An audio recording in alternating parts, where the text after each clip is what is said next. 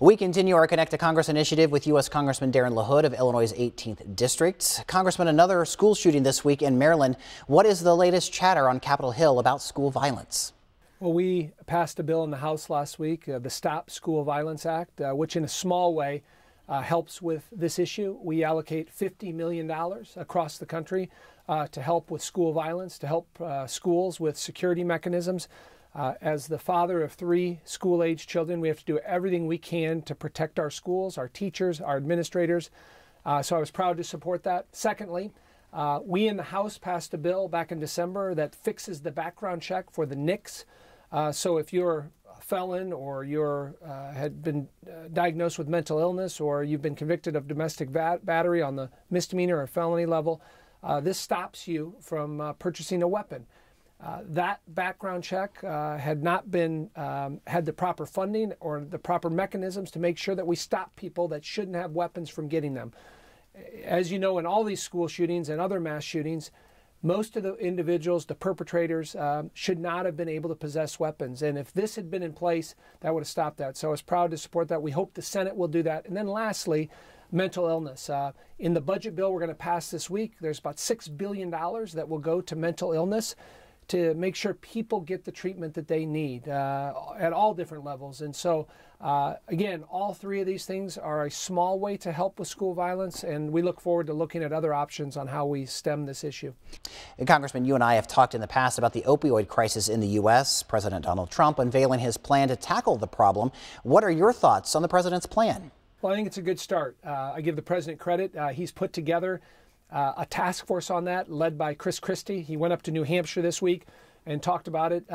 This is an issue that transcends every socioeconomic boundary. It transcends rural and urban, transcends race, but it is an epidemic. More people die from opioid and heroin overdoses than do car accidents. So we have to do something about it.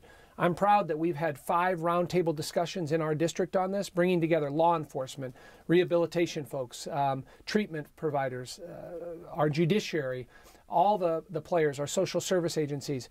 But there's really 4 areas we have to concentrate on. One is more money for law enforcement to stop the flow of cheap heroin coming across the Mexican border and going after opioids. Second, we have to have more money for Narcan. Our first responders, our police officers, they need Narcan to reverse the effects of these overdoses. 3 is holding doctors and drug companies accountable when they overprescribe opioids or they're dumping opioids into our markets. That has to change. And lastly, money for rehabilitation, money to help people get the treatment they need. Where we have beds and we have facilities and we're not warehousing people in prison and jails, we get them the treatment they need, we can turn around their life. Many of these are nonviolent offenses. So those 4 areas, I anticipate that $6 billion that we're going to allocate is going to go to those 4 areas, much of it to Central and West Central Illinois. And again, that's a start to what we have to do. You introduced a bill this week to help reform the IRS. If passed, what would that bill do? Well, part of my new role on the Ways and Means Committee is that we have jurisdiction over the IRS. And one of the biggest complaints I hear from my constituents and all across the country is that the IRS is not very user-friendly. It's hard to get a response from them. It's hard to get a letter back or a phone call. And so we're trying to change that. What my bill does is we have an organization called the Taxpayer Advocate Service. They work on behalf of citizens around here, but a lot of times the Taxpayer Advocate Service does not respond appropriately to tax inquiries that have to do with systematic problems within the IRS.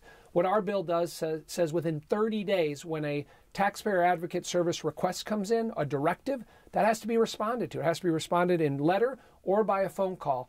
Right now, that's not being done. So in a small way, it holds the IRS accountable. It makes the folks working at the IRS pay attention to what's going on with constituents and complaints in the IRS to make it more user-friendly. We introduced it this week. I think we'll have bipartisan support in the Ways and Means Committee. We hope to get it passed out of there and get it on the House floor. Thank you, Congressman Darin LaHood. We appreciate your time.